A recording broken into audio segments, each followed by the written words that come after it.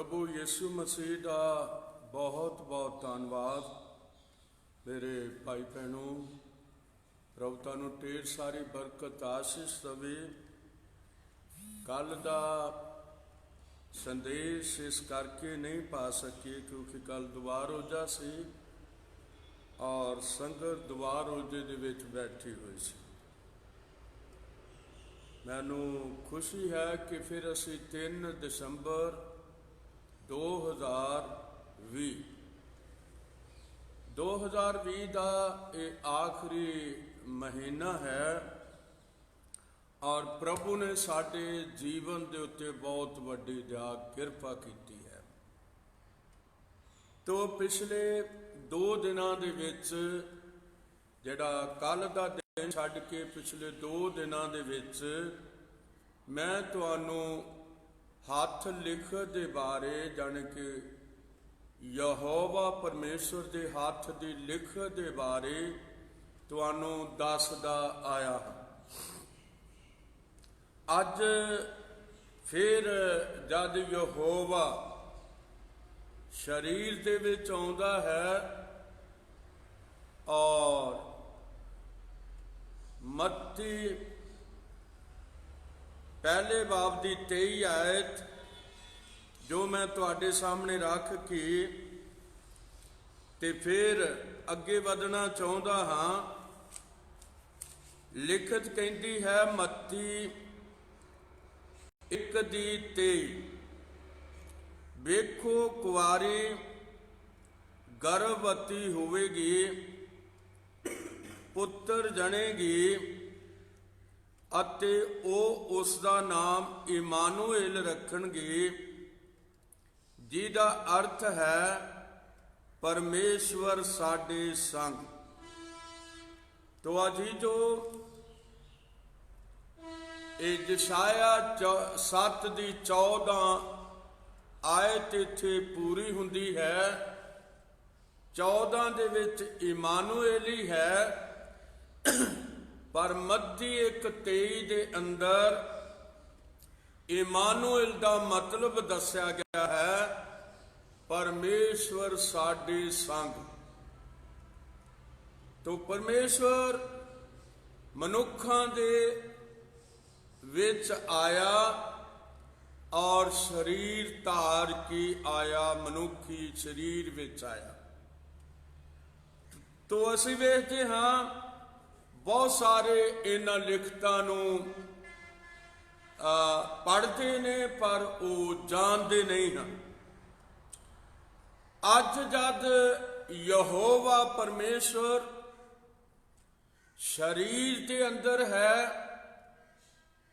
पुराने नेम का यहोवा, नवे नेम का यीशु मसीह है।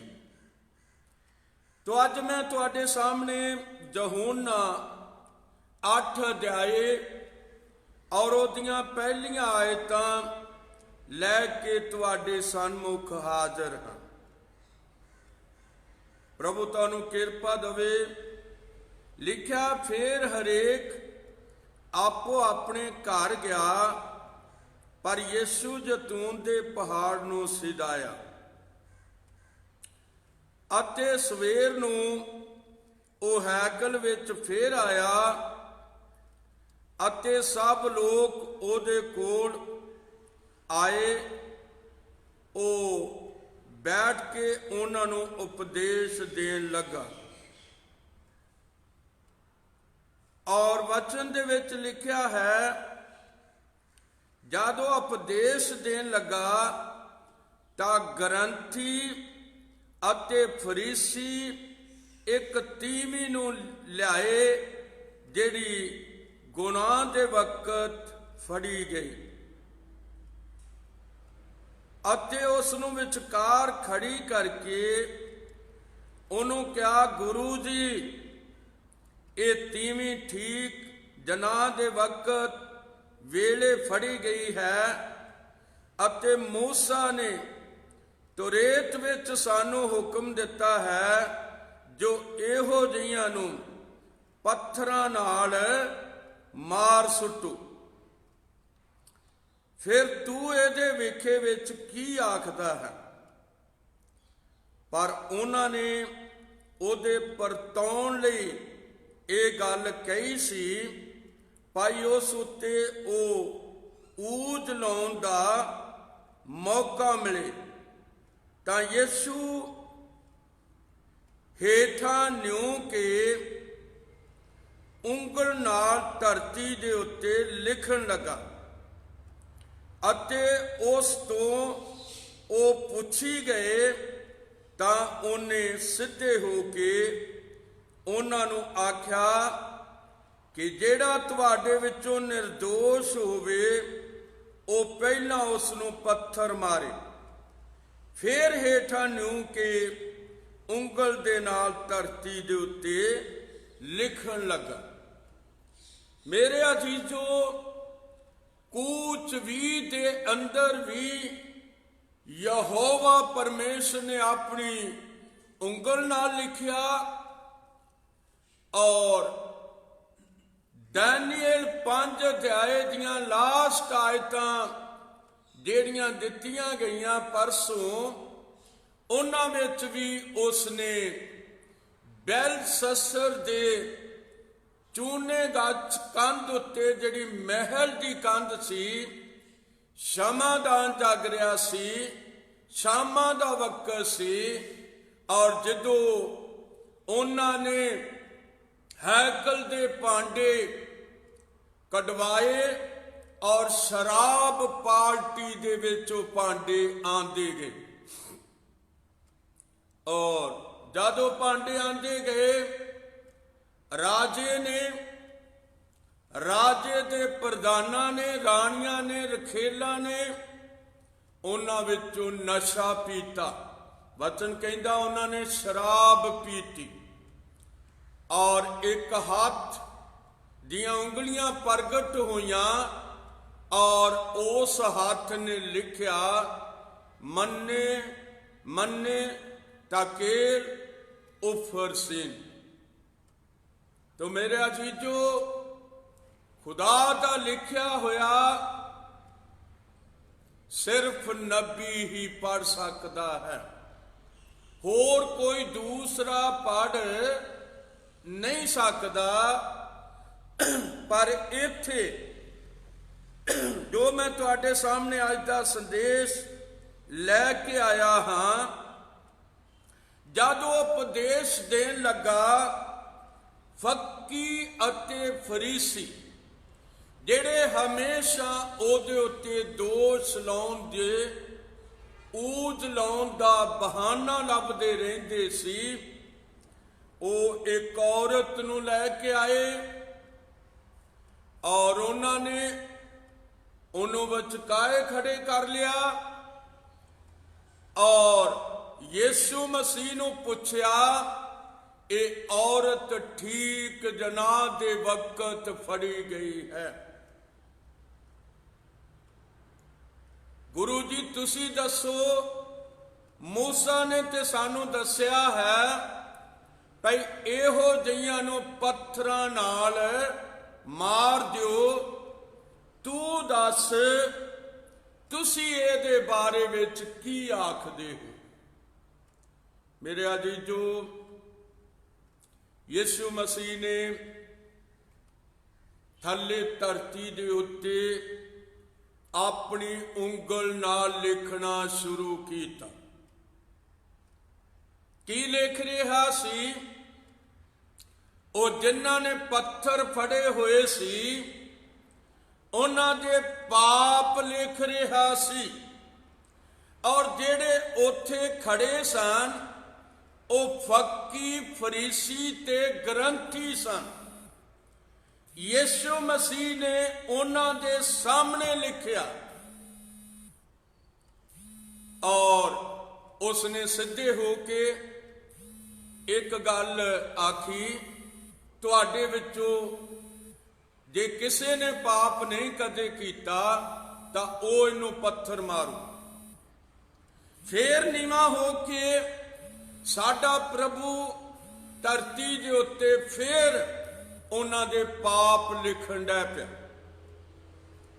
ਮੇਰੇ ਅਤੀਥੋ, जब उन्होंने लिखतां पढ़ियां और मुंह तो शब्द सुनिया, साडे खुदाबंद यीशु मसीह दा शब्द, और जेड़ा उसने क्या सी कि तुहाडे विचों जिन्ने कदे पाप नहीं कीता, ओ पहला पत्थर इनू मारे। और ज्यों ज्यों उन्होंने लिखतां पढ़ियां, ओदे वल वेंदे रहे, लिखतां वल वेंदे रहे, पत्थर हाथ तो छुटदे गए, और एक एक करके लिखत कहती है कि ओ तो चले गए। तो मैं तुहाडे सामने पढ़ना चाहुंदा 5वीं आयत। अते मूसा ने त्रेत विच सानू हुक्म दिता है, जो इहो जिहियां नू पत्थरां नाल मार सुटो। फिर तू इहदे हक विच की आखदा है? पर उन्हां ने ओहदे परताउण लई इह गल कही सी, और उस उत्ते ऊज लाउण दा मौका ਉਹਨਾਂ ਨੂੰ ਮਿਲ ਜਾਵੇ, ਇਸ ਕਰਕੇ ਉਹ ਆਏ ਸਨ। ਤਾਂ ਯਿਸੂ ਹੇਠਾਂ ਨਿਊ ਕੇ ਲਿਖਿਆ ਹੈ, ਉਂਗਲ ਨਾਲ ਧਰਤੀ ਦੇ ਉੱਤੇ ਲਿਖਣ ਲੱਗਾ। ਲਿਖਦਾ ਰਿਹਾ, ਉਹ ਪੜ੍ਹਦੇ ਰਹੇ, ਉਹ लिख रहा सी, और उसने सीधे हो के क्या, जिन्हें कदे गुनाह नहीं किया, कदे पाप नहीं किया, वो इसनों पत्थर मारे। और वो हैरान हो गए, अपने अंदर नहीं लिखतां ते झाती मार रहे सन। यीशु मसीह फिर लिखन लग पिया, और एक की उंगल सी? हाथ उठा के कहना यहोवा दी उंगल सी। ये यहोवा दी उंगल सी, दे विच आया होया यहोवा, जेड़ा उन्हां दे पाप जानदा सी, और उन्हां नूं अंदरों वेखदा सी। और लिखत कहती है, जिरमिया 17:9, दिल सब चीजां नालों धोखे बाज है अते पुज के खराब है, इनू कौन जान सकता है? मैं यहोवा दिलां नूं जांचदा अते गुरदियां नूं परताउंदा हां, ਅਤੇ ਉਹਨਾਂ ਦੇ ਚਾਲ ਚੱਲਣ ਅਨੁਸਾਰ ਉਹਨਾਂ ਨੂੰ ਬਦਲਾ। ਲਿਖਤ ਪੜ੍ਹ ਰਹੇ ਸਨ, ਔਰ ਪ੍ਰਭੂ ਤੁਹਾਨੂੰ ਬਹੁਤ ਵੱਡੀ ਬਰਕਤ ਦੇਵੇ। ਤੋ 7ਵੀਂ ਆਇਤ ਵਿੱਚ, ਜਾਂ ਉਹ ਉਸ ਤੋਂ ਪੁੱਛੀ ਗਏ, ਤਾਂ ਉਹਨੇ ਸਿੱਧੇ ਹੋ ਕੇ ਉਹਨਾਂ ਨੂੰ ਆਖਿਆ कि जेड़ा तुहाडे विच निर्दोष होवे, ओ पहला उस नूं पत्थर मारे। फिर हेठां न्यों के उंगल नाल धरती दे उत्ते लिखण लगा। ये सुन के ओ वड्डियां तो लैके छोटियां तीकर एक एक करके निकल गए, अते यीशु इकल्ला रह गया, अते वो तीवीं विचकार खड़ी रही। तां यीशु ने सीधे हो के उन्हों आख्या, हे त्रिमत, जाने के हे बीबी, वो किथे हन कि किसी ने तेरे उत्ते सजा दा हुक्म ना दिता? ओ बोली, प्रभु जी, किसी ने भी नहीं। ਤਾਂ ਯਿਸੂ ਨੇ ਕਿਹਾ, मैं भी नहीं देता, जा एदो अगे पाप ना कर। मेरे अजीजो, पहला लिखत जिहड़ी सी वो 10 हुक्मां दी सी। दूसरी लिखत नबुकदनजर दे बेटे बेलशस्सर दे कतल होने वास्ते सी।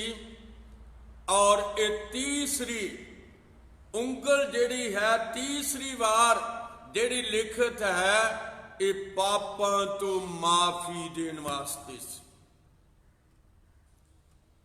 यीशु उन्हां दे पाप लिख रहा सी, वो पढ़ रहे सन। वो पढ़ पढ़ के हैरान होते जाते सन। पहला फरीसी चले गए, ग्रंथी चले गए, ये वड्डे वड्डे सन, एक किसक गए उथों, और फिर छोटे भी उथों चले गए, क्योंकि हरेक दे पाप नूं प्रभु जानदा सी। उन्हां नूं मूँह तो नहीं कहा, पर लिख के उन्हां नूं दस्या भई तुहाडे हालात आ ने। प्रभु तुहानूं बहुत वड्डी बरकत देवे। तो असीं बाइबल दे अंदर ਉਂਗਲ दी लिखत जिहड़ी है उन्हों 3 वारी वेख चुके हाँ। उस तरह ते सारी लिखत जिहड़ी आ ओदे बारे खुदावन यीशु मसीह दे रसूल ने तीमुथियुस, दूसरा तीमुथियुस और उसके 3:16 पौलुस ने उन्होंने लिख के दी और कहा सारी लिखत परमेश्वर दे आत्मा तो है, सिक्ख्या ताड़न, सुधारण अते धर्म दे गजाउण लई गुणकार है। मेरे अजीजो, जिथे वो थले लिख रहा सी, उन्हां दे पाप लिख रहा सी। अज भी यीशु मसीह मेरे ते तुहाडे पापां नूं जानदा है, मेरियां तुहाडियां गलतियां नूं जानदा है, मेरे तुहाडे सारे जीवन नूं जानदा है। पर अज वो माफ करन वास्ते 2000 साल हो गए ने, वो माफी देने वास्ते धरती दे उत्ते आया सी।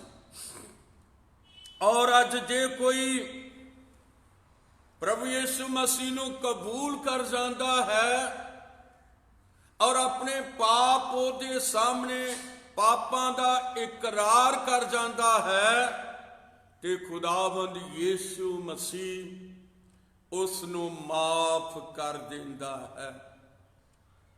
जिवें दूसरा करंथियां 5:19 विच लिखिया है, अर्थात परमेश्वर मसीह विच हो के जगत नूं अपने नाल मिला रहा सी अते उन्हां दे अपराधां दा लेखा नहीं सी करदा। उसने मेल मिलाप दा वचन सानू सौंप दिता। असी मसीह दे एरती हाँ। पाई जाणो परमेश्वर साडे राहीं मिहनत करदा है। असी मसीह वल्लों बेनती करते हाँ, जो तुसी अपना मेल मिलाप परमेश्वर नाल कर लो। अज मौका है, अज मेरे तुहाडे सबनां लई मौका है। आओ अखां नूं बंद करांगे, दुआ करांगे। साडे प्रभु यीशु मसीह, तेरा धन्नवाद होवे इस छोटे जे संदेश के वास्ते जो सुबह सवेर तेरे बच्चों की रूहानी रोटी वास्ते है। खुदावंद तू उन्होंने ढेर सारी बरकत दे। तेरा शुक्र होवे, धन्नवाद। दुआ यीशु मसीह तेरे नाम विच मंगदा हाँ। अपने बच्चों नूं बरकत दवीं, जिन्हां ने समा कढ के सुनना है। ਔਰ ਪ੍ਰਭੂ ਤੋਂ ਉਹਨਾਂ ਨੂੰ ਢੇਰ ਸਾਰੀ ਆਸ਼ੀਸ਼ ਦੇ। ਦੁਆ ਯਿਸੂ ਮਸੀਹ ਦੇ ਨਾਮ ਵਿੱਚ ਮੰਗਦਾ।